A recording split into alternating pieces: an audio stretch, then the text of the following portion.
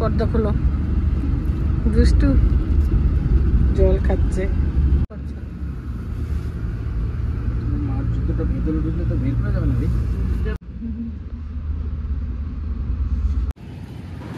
বাবুয়ের একটা পরীক্ষা হঠাৎ করে পড়ে যাওয়াতে আমরা প্ল্যান করে এক রাত্রির মধ্যে বাসের টিকিট কেটে ফেললাম শ্যামলী পরিবহনের 9600। এটা সম্পূর্ণ একটি স্লিপার বাস, ট্রেনের টিকিট পাওয়া যাবে না, খুব স্বাভাবিক। আমরা অলরেডি বাস স্ট্যান্ডে চলে এসেছি, কিন্তু বাস প্রচণ্ড জ্যামের মধ্যে আটকে আছে। সেদিন নানা রকম মিছিল ছিল, দাঁড়িয়ে থাকতে থাকতে কত ধরনের অদ্ভুত দৃশ্য দেখছিলাম। ভাড়া বাঁচাতে এক ভদ্রলোক তার দোকানের জন্য এইভাবে লোড করে নিয়ে বাইকটা নিয়ে যাচ্ছিলেন, আমি সেটা তুললাম।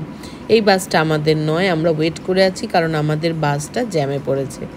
বাসে আমরা উঠে গেছি, বাসটা তোমাদের খুব ভালো করে দেখাই। শ্যামলী পরিবহনের স্লিপার 9600।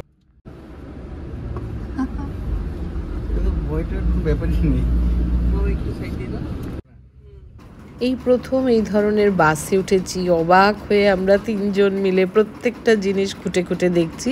এই যে আঙুল দিয়ে দিয়ে আবার তোমাদের জন্য ভিডিও করছি। বাবুই ওই পাশটায় একটা যেটা স্লিপার ওখানে শুয়েছে, ওর বাবা আর আমি এখানে বসে আছি। বাবুইকে কতবার বললাম আয়, বড় হয়ে যাচ্ছে, এখন নিজের সিট নিয়ে বসেছে।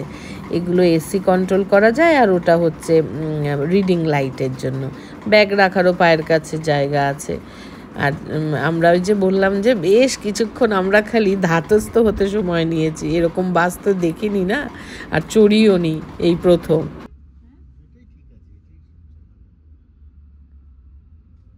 তাহলে আমি যে এটা কি বলবো, এটাকে কি বলবো? মানে হেডরেস্ট, হ্যাঁ, এটা বডি রেস্ট, ব্যাক রেস্ট। এটা পিলো আমরা এরকম করে উঠিয়ে নিয়েছি, তাই তো। আর এখানে হচ্ছে চার্জার না,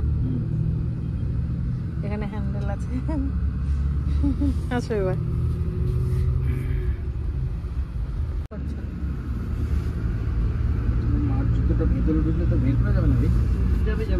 না না বের, সামনে রাখো।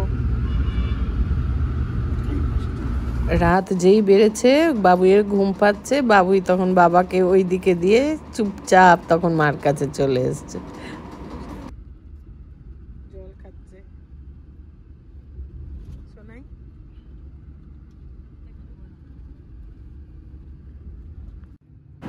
প্রত্যেকটি সিটের সাথে এরকম হ্যামার দেওয়া আছে ইমার্জেন্সি পারপাসের জন্য।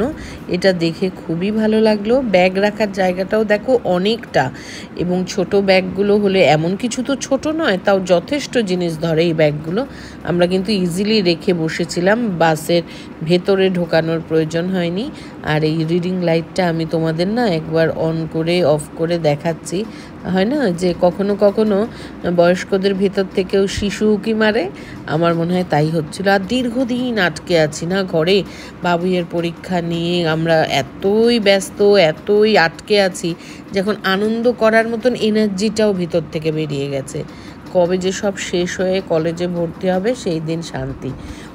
আর এখানে খাওয়ার জন্য আমরা নামছি। এই জায়গাটা এই কানকির কাছাকাছি এরকম একটা জায়গা, আমি পরে বলেছি, তোমরা শুনে নিও। বাসটা না সত্যি অসাধারণ। এটা আরেকটা, এটা কোনটা? এটা expresslinebus.com। এটা আমরা খেতে নামলাম, বাবুয়ের খুব পছন্দ হয়েছে।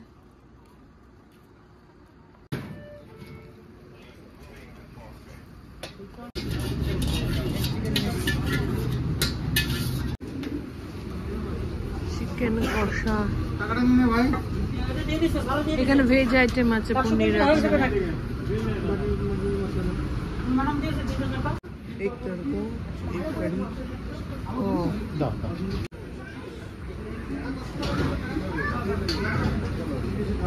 না, আমি আমার খাওয়ার গান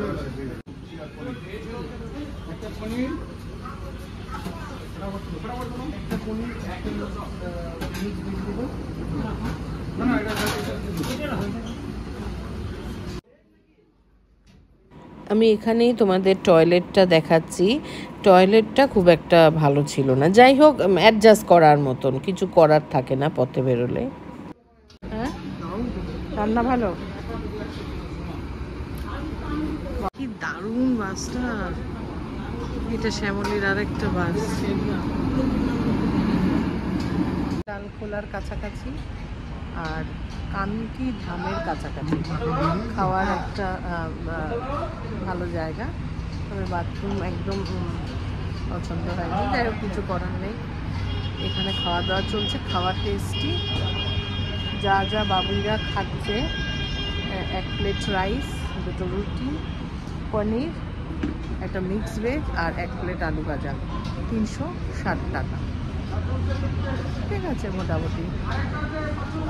এই এখানে আর মোমো, চা, ফাস্টফুড আর সব ফাস্টফুডও সব পাওয়া যাচ্ছে।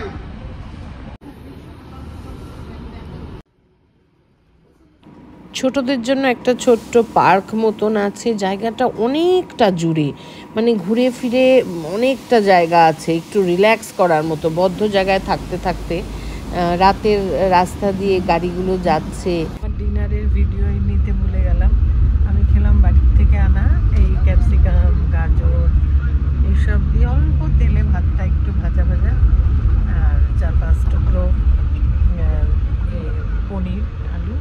বাবুদের জন্য এনেছিলাম, বাবু তো খেলো না, অনেক রয়ে গেল। আমি এখন রাতে ভাত তো খাই না, অভ্যাসটাও নষ্ট হয়ে গেছে, অল্প একটু খেলাম বাড়ির খাওয়া। কারণ আজকে মঙ্গলবার, নিরামিষও খাই, যতটা কম বাইরের খাবার খাওয়া যায়। এটা কোথায়? সরপুরিয়া, ওইটা দেখেছিলাম তো। মাই গড, টয়লেট কোথায়? আগে তাড়াতাড়ি চলো, হিসেবে করি। হ্যাঁ, কোথা থেকে করবো? রাত 3:30টায় আমাদের বাসের ব্রেক কাজ করছিল না, বাস চেঞ্জ হলো। আর এই কি শঙ্কর এই হোটেলটার নাম, ওরে বাবা কি যে অসাধারণ হোটেল! এই রকম পরিষ্কার বাথরুম মলেও আমি পাইনি। দারুণ দারুণ, কিন্তু কিচ্ছু কেনা হলো না যেহেতু রাত 3:30।